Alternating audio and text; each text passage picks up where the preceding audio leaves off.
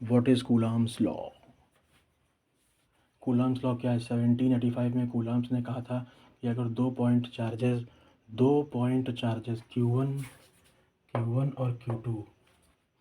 Q1 और Q2 दो point charges Q1 and Q2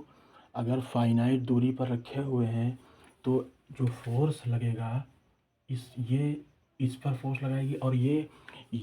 ये जो है ये न्यूटन थर्ड लॉ इस पे लगता है कि अगर ये जितना फोर्स इस पर लगाएगा उतना ही ये पॉइंट चार्ज इस पर फोर्स लगाएगा। जैसे न्यूटन थर्ड लॉ में for every action there is equal and opposite reaction, उसी तरीके से एफ इज ये इस पर इतना इधर फोर्स लगाएगा, ये इतना फोर्स इधर लगाएगा। F is directly proportional to Q1 product of Q1 into Q2 and inversely proportional to the one upon r square. तो जब यहाँ पे प्रोपोर्शनल ये हटाएंगे तो यहाँ पे के लगा देंगे Q1 Q2 upon are square, के Q1 Q2 upon are square,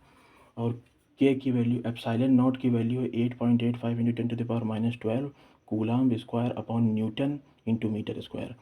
और एब्सोल्यूट परमिटिविटी और के की 4 पाई डालोगे, जब ये वैल्यू यहाँ पे रखोगे, जब ये उठा के यहाँ पे रख दोगे और ये 4 पाई की वैल्यू रखोगे तो 9.9 into 10⁹ newton metre square upon coulomb square ये आएगा। तो कहने का मतलब ये हुआ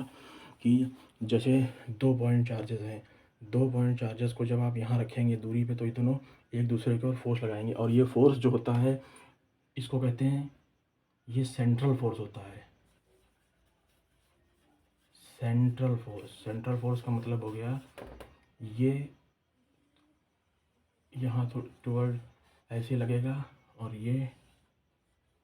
एक तरीके से देखा जाए मिनिमम दूरी तय करेंगे। जो मतलब मिनिमम दूरी क्या, ये पॉइंट चार्जेस इस पर फोर्स लगाएगा टुवर्ड्स इट सेंटर, और ये इस तरीके से लगेगा, ऐसे फोर्स नहीं लगेगा इधर, मतलब इस तरीके से फोर्स लगेगा, ये इसको इधर लगाएगा, ये इसको इधर लगाएगा, ये इस तरीके से हो जाएगा।